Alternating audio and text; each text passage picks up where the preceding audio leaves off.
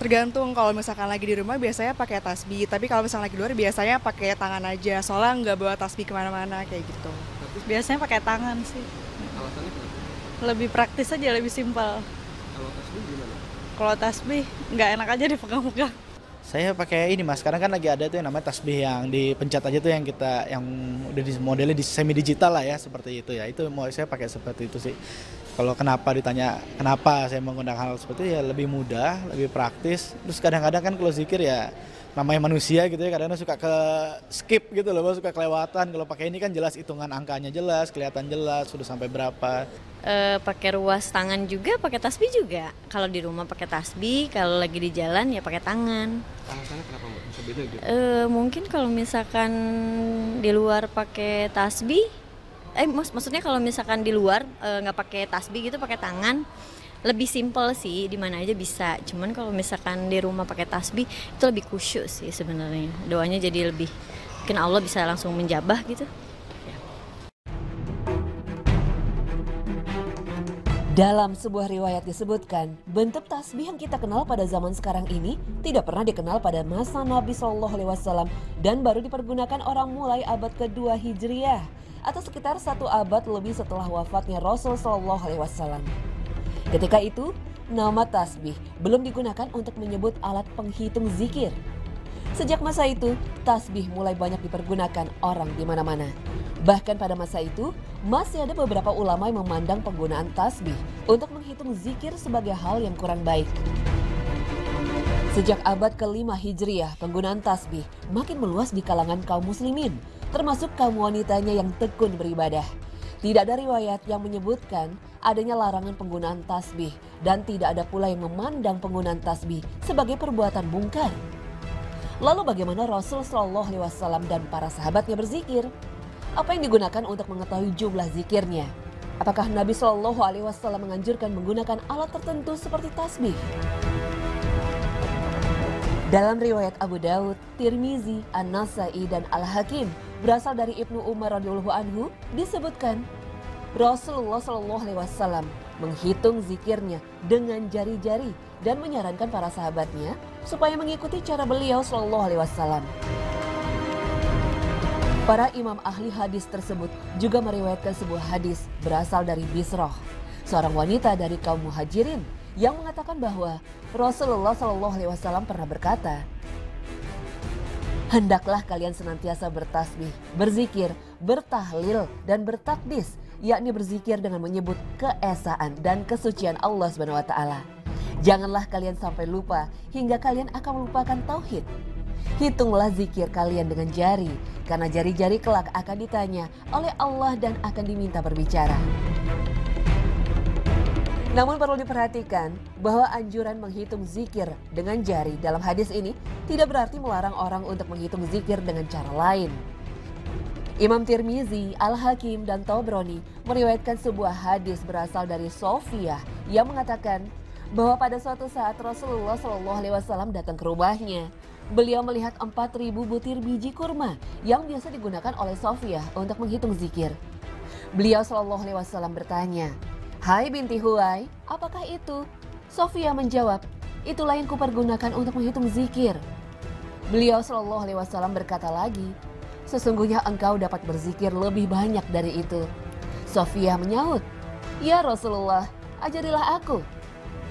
Rasulullah Shallallahu Alaihi Wasallam kemudian berkata, "Sebutlah Maha Suci Allah sebanyak ciptaannya." Hadis sahih. Abu Daud dan Tirmizi juga meriwayatkan sebuah hadis yang berasal dari Sa'ad bin Abi Waqqas radhiyallahu anhu yang mengatakan bahwa pada suatu hari Rasulullah Shallallahu Alaihi Wasallam singgah di rumah seorang wanita.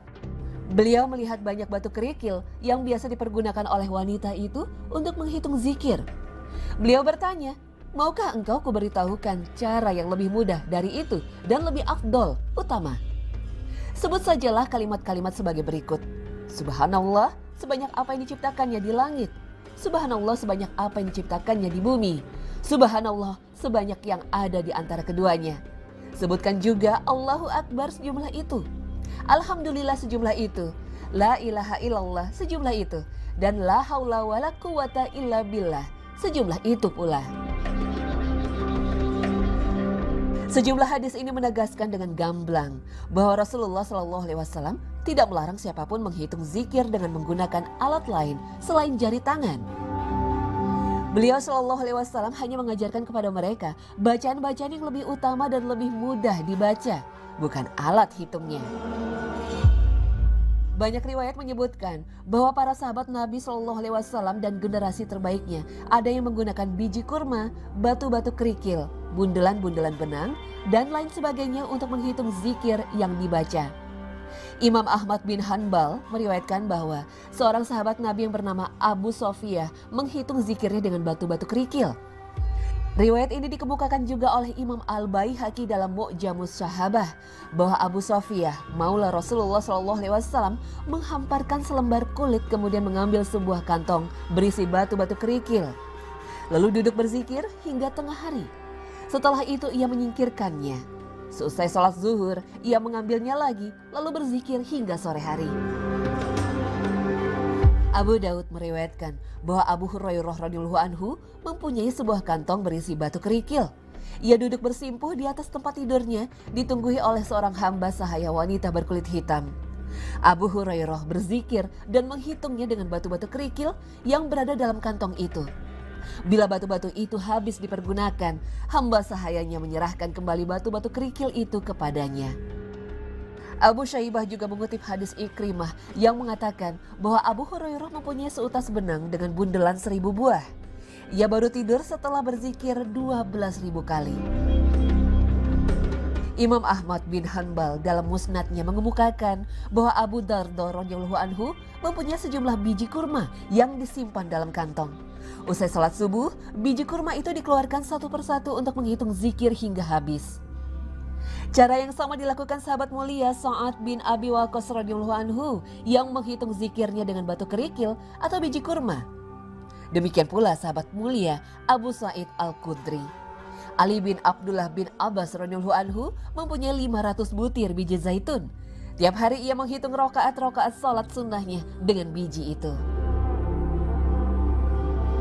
Pada zaman kita sekarang ini, bentuk tasbih terdiri dari 99 butir atau 33 butir sesuai dengan jumlah banyaknya zikir yang disebut-sebut dalam hadis-hadis sahih. Bentuk tasbih ini malah lebih praktis dan mudah dibandingkan pada masa zaman Rasulullah SAW dan masa sebelum abad kedua Hijriah. Begitu juga untuk menghitung jumlah zikir, tidak ada ketentuan cara tertentu. Hal itu diserahkan kepada masing-masing orang yang berzikir. Berdasarkan hadis-hadis Nabi SAW, cara apa saja untuk menghitung bacaan zikir, asalkan bacaan dan alat menghitung tidak melanggar kitabullah dan sunnah Rasulullah SAW, itu baik untuk diamalkan. Menghitung zikir selain dengan jari tetaplah boleh. Bahkan benda apapun yang digunakan untuk menghitung lafal zikir, maka pada hakikatnya seseorang tetap menggunakan tangan atau jarinya juga, bukan menggunakan kakinya. Jadi masalah menghitung dengan butiran-butiran tasbih sesungguhnya tidak perlu dipersoalkan boleh tidaknya. Namun begitu, mana yang lebih baik, menghitung zikir dengan jari ataukah menggunakan tasbih? Menurut Ibnu Umar radhiyallahu anhu, menghitung zikir dengan jari lebih baik dan lebih afdol atau utama.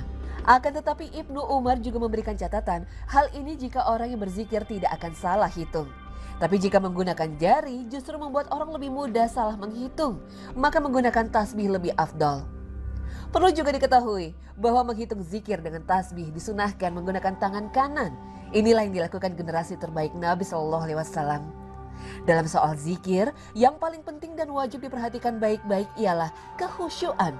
Apa yang diucapkan dengan lisan harus diikuti di dalam hati. Maksudnya, bila lisan mengucapkan subhanallah, maka dalam hati juga memantapkan kata-kata yang sama, subhanallah. Wallahu a'lam.